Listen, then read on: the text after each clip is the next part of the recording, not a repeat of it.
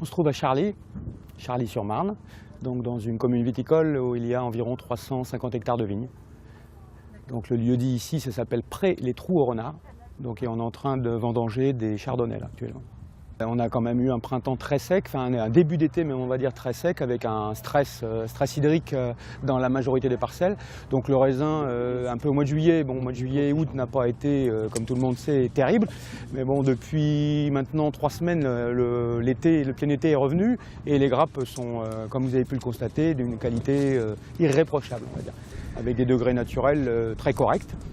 Et puis un état sanitaire là, dans les chardonnays particulièrement très sain. Là, qualitativement, la première chose à faire, c'est au niveau du centre de pressurage, déjà regarder l'état des raisins et donc voir si on a des raisins qui ne sont pas mûrs ou qui sont pourris, ce qui peut arriver quelquefois. Donc dans ce cas-là, c'est ventilé et c'est séparé des autres jus. Et ensuite, le deuxième contrôle qualité, c'est de mesurer au pressoir durant le fractionnement à la fois le degré, mais aussi déguster tous les jus. Et pour voir si on détecte des faux goûts ou des goûts vraiment bizarres dont on ne voudrait pas après en fermentation. Et là aussi, encore une fois, la notion de sélection. Donc les raisins qui sont pressés sur l'étage supérieur donc, vont être ici récupérés au niveau du jus de raisin. Et c'est là qu'on va faire la première sélection qualitative entre la cuvée et la taille.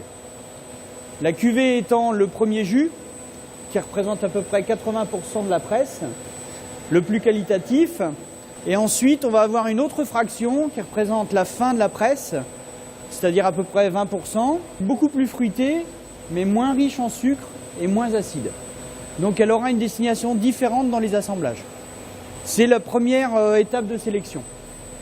Là, c'est de la taille de chardonnay.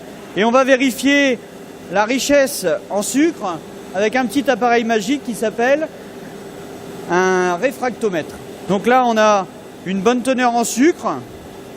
Donc là, on a une teneur en sucre de 9 degrés qui correspond à ce qu'on recherche. Aussitôt après, nous les transférons dans ce qu'on appelle des belons de débourbage. Où là, on va les laisser tranquillement, pendant à peu près 24 heures, se clarifier naturellement. Et ensuite, le lendemain, on les retransfère en cuverie de fermentation qui se trouve en contrebas. Alors ici, donc, c'est le dernier stade. Après, c'est la dernière partie de mon travail durant les vendanges.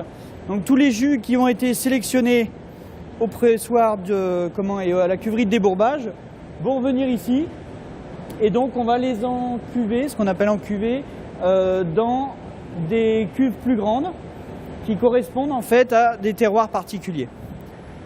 Et donc là après je passe la main à la fois au chef de cave et à l'œnologue de la cuverie qui vont eux gérer la partie fermentation.